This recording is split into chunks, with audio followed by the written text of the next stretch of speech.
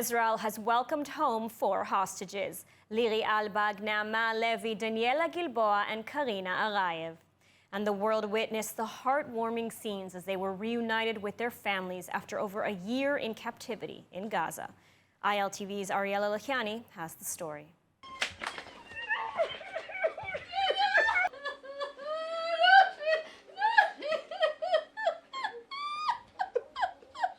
After 477 days of captivity, the nation was deeply moved as Liri Albag, Naama Levi, Karina Arayev, and Daniela Gilboa returned home. The 4 soldiers first reunited with their parents before being flown by helicopter to Beilinson Hospital in Petah Tikva for further family reunions and medical care. The journey home was filled with heartfelt moments. Inside the helicopter, the women shared messages of love and gratitude. Liri Albag wrote, "I love you, citizens of the State of Israel, IDF soldiers, and my family." Naama Levi expressed her relief and appreciation with a simple but powerful message: "Finally home, thank you to the people of Israel." Upon arriving at Beilinson Hospital, the young women were greeted by an emotional crowd of siblings, extended family members, and loved ones. One especially poignant moment captured Daniela Gilboa embracing her partner of 8 years, Roy, for the first time in nearly 16 months. Dr. Lena Feldman-Koren, the director of Beilinson Hospital, provided an update on the women's health and well-being. After an initial medical assessment, I am pleased to report that their medical condition is stable, and we are here to provide them with the necessary care and emotional support. Our professional team, which has prepared for this moment for months, will continue to support them in comprehensive medical and emotional evaluation. The return of Liri, Naama, Karina, and Daniela is a testament to the unyielding spirit of the people of Israel. These brave women are finally home, surrounded by love, resilience, and hope for brighter days ahead. And joining us now from Beilinson Hospital is Ariela Liani. Ariela, really emotional and heartwarming to see these reunions. How are the girls doing? I mean, what more can you tell us about how they're reacclimating? Right, so as you saw, the director of the hospital has stated that these 4 young women are in stable condition, which is of course great news to hear. But the reality is that it's far too soon for any of us as the public to truly know what their condition is, nor to understand what their recovery will look like. Yesterday, after the release of the 4 hostages, we saw many comments from pro-Hamas activists and also anti-Israel activists stating that the young women didn't look malnourished, they looked well-fed, they looked clean, they were smiling, and unfortunately many people are forgetting that this is Hamas propaganda.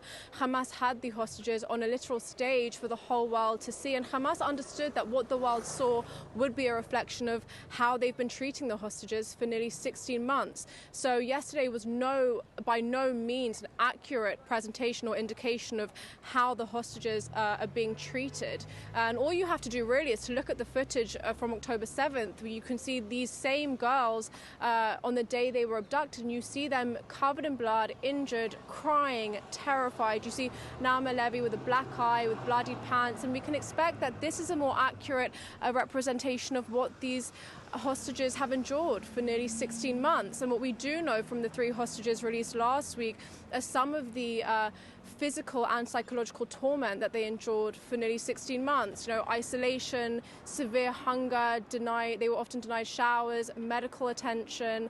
They weren't allowed to cry. They weren't allowed to hold hands. They were forced to do labor such as cooking and cleaning toilets for their captors. So for now, the most important thing is to respect their privacy and to allow them the time and space to be surrounded by their loved ones. But what is for sure is that all hostages have a long road of recovery ahead of them. Thank you, Ariela, for the report. Indeed, the hospital has said that they are physically and mentally in a complex condition, is what they've called it. And today, these 4 hostages are back at home with their families, but we don't forget for a moment the hostages still in captivity in Gaza. Arbel Yehud, Agam Berger, Shiri Bibas, and her baby red-headed boys, Ariel and Kfir, are still being held by Hamas, some in breach of the ceasefire agreement. Let's take a look now at the details behind Saturday's hostage release. This picture is being hailed in Israel as the victory photo. a testament to the strength and resilience of the 4 female IDF observers held hostage by Hamas for over a year.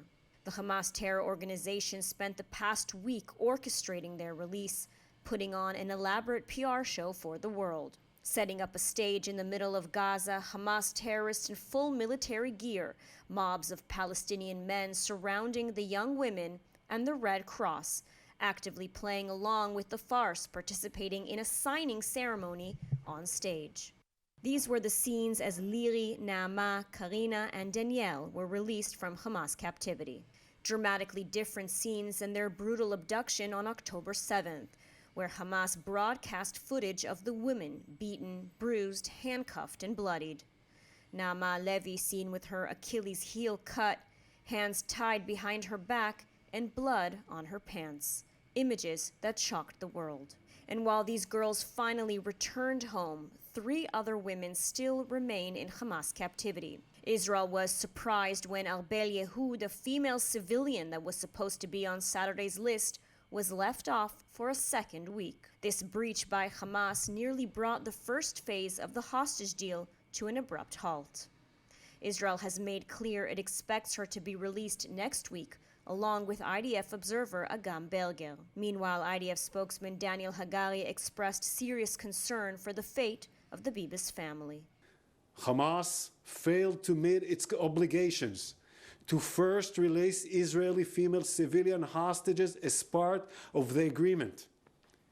We are determined to return of Arbel Yehud, an Israeli citizen kidnapped from Nir Oz, and also Shiri Bivas and her 2 children, Kfir and Ariel, whose welfare we are extremely concerned about. As part of the agreement, Hamas was scheduled to release a list of the remaining hostages and their conditions by Saturday night, but failed to do so, once again breaching the deal and leaving the families in agony over the fate of their loved ones. But despite the breaches, Israel is determined to continue with the agreement, in the hopes it can secure the release of all the 33 hostages in the first phase. Hamas is a terrorist organization, murders, they rape, they torture, and of course it should come as no surprise to anyone that they lie and that they've already breached the ceasefire agreement twice. And despite this, despite the breach, and after Hamas returned the 4 Israeli hostages, Israel fulfilled its obligation to release 200 Palestinian security prisoners, including murderers serving life sentences. More from ILTV's Steve Leibovitz. There were grotesque scenes of Palestinian crowds welcoming convicted terrorists. The terrorists were released from Ofer and Ketziot prisons. Dozens of prisoners arrived in Ramallah with crowds on hand to greet the freed murderers. 70 of the worst terrorists are being deported. They were taken to the Egyptian border, and from there they'll be expelled. They will never be allowed to return to their homes in Gaza or Judea and Samaria.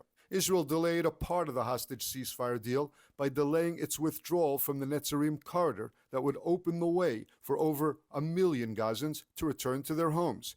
Israel says it delayed the pullout after Hamas violated the ceasefire hostage deal by not freeing civilian captive Arbel Yehud. The Hamas terror group violated the Gaza ceasefire agreement a second time when it failed to provide Israel with a list detailing the status of the hostages set to be released throughout the remainder of the first phase. The Netzarim corridor bisects Gaza from west to east, and Israeli control means that it can prevent the movement of civilians. The announcement on the Netzarim pullout came after this weekend's freeing of the 4 hostages so as not to jeopardize their release. And joining us now with more on the release of the 4 hostages and the next steps of the ceasefire agreement is Flur Hassan, Nahum's special envoy at the Foreign Ministry. Flur, always great to have you on. Thank you so much. So I want to start by asking you to maybe give our viewers a sense of the feelings. What Israelis are feeling today after the release of these 4 brave women? Well, as usual, we are such a country of mixed feelings right now, but I don't think anybody doubts how proud we felt of those 4 young women yesterday who got up on that stage, which was managed cynically by Hamas to be a show of their humiliation. And instead, it came out as a show of their strength, of their resilience, of their declaration to the world with their smiles and their fist pumps that you didn't break us. And so whatever was intended, I think the result was completely the opposite of what they intended. And with them, they made the whole country so proud of that strength. These young women, 19 years old, 18, 20, when they were captured, it's just unbelievable, their strength and resilience. So I think everybody's feeling incredibly proud, a little moment of joy, but still very concerned by the hostages that are left behind. And we've seen Hamas breach the agreement twice now already. What does this mean for the next phases of the agreement, for the next stages? Well, Hamas is always trying to see how much they can push our patience. And so they said they were going to be providing a list of who's alive and who's dead. They didn't do it. They pushed up the release hour. We're not going to complain about that. But more importantly, they switched the order around. As you know, there's one more lookout soldier who has not been released, a Gamburger, and there's a civilian that should have been released yesterday and also wasn't released, Albel Yehud. And so we pray that they're released very quickly. Israel has been insisting that we needed that civilian woman yesterday, and so Hamas should release her as soon as possible. And we're not going to go to a second phase of what we need to be doing, which is letting them go to northern Gaza. There's thousands and thousands of Palestinians who want to get to northern Gaza. And so we're not going to allow them to get away with breaching the ceasefire as we did for many, many years. Now, as you said, there's mixed feelings inside of Israel. Some people opposed to this deal, saying it's a bad deal and comes at too high of a cost. On the other hand, there does seem to be a consensus that Israel must resume the war after these 33 hostages are released in the first phase. What are your thoughts on this? And will Israel be able to resume this war once it does, in fact, pull back from Netzarim and allow the Gazan civilians to return to the north? Well, I think that we have to do everything possible to ensure that we bring back all the hostages. And in my mind, if that means to stop the war for 6 months until they all come home, then that's what we should do, because that's how we really win. But of course, reserve the right to go back in and to finish the job. And even if it takes us a year or 2 years, it may not happen overnight, and there needs to be an alternative leadership infrastructure in place. But I think what's most important right now, and the victory for Israel will be when all our hostages are home. We can't just let them languish there. And I also want to hear your take on U.S. President Trump's statement that he made yesterday.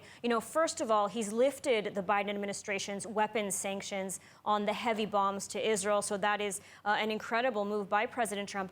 But he also said that Egypt and Jordan should take in Gazan civilians. He said maybe it's better to clear out Gaza entirely and rebuild it from scratch. Is this plausible? Well, he's not wrong, because let's be honest, the elephant in the room throughout this whole entire war has been that Egypt has a border in Gaza. Why didn't they take in women and children, refugees, through the war? Why didn't they get people out of the way? Why did Israel have to, really make huge efforts in moving entire populations so they wouldn't get hurt, when they could have just gone across the border to Egypt and settled temporarily in the Sinai until the war was over? It made perfect sense at the time.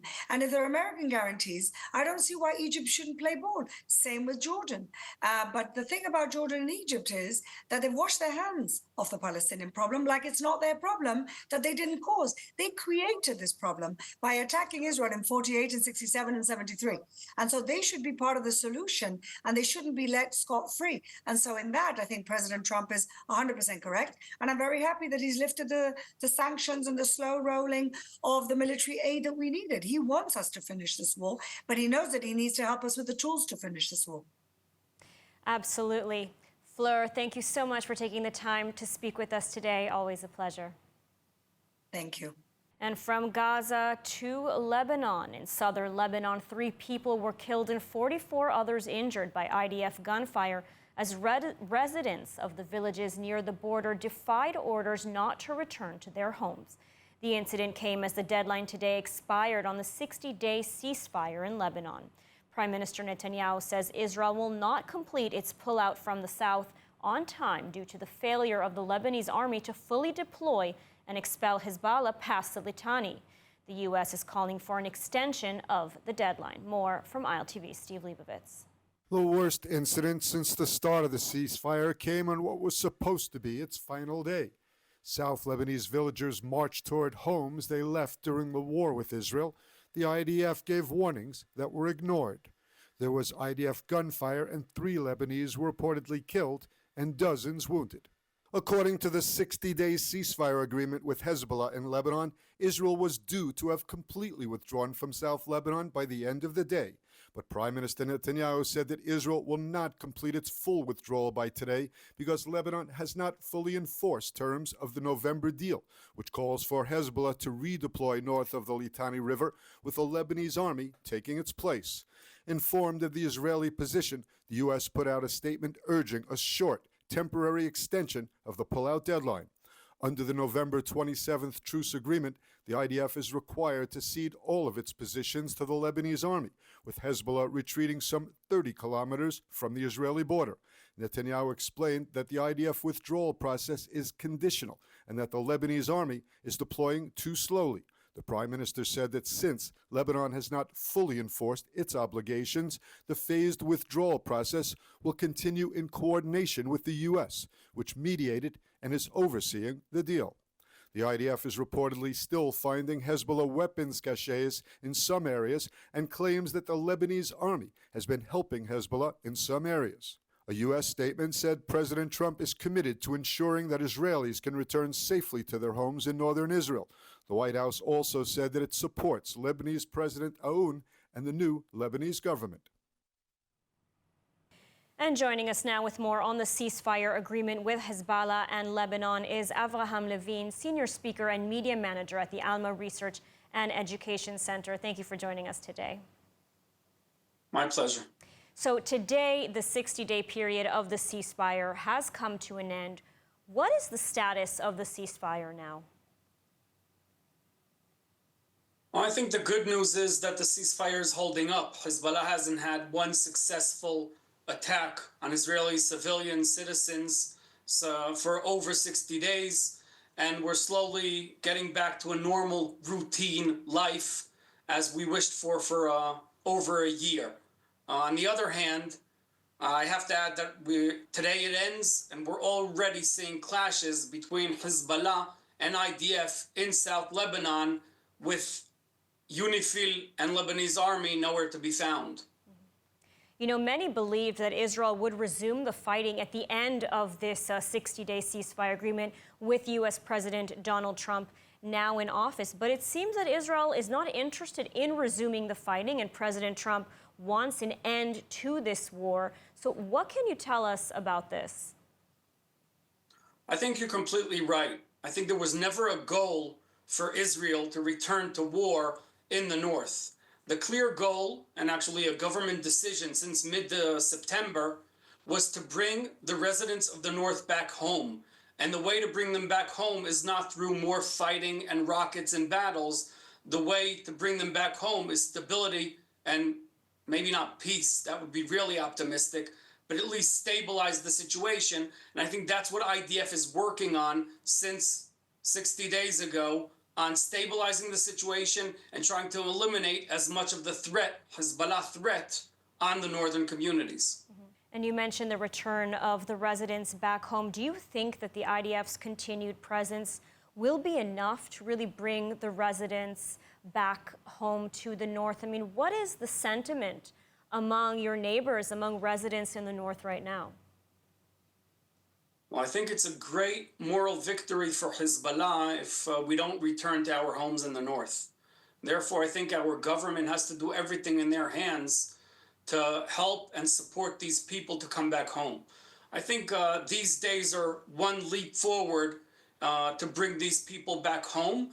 I think we could also be a little more patient with them, and they're watching the situation as it unfolds, just like we are.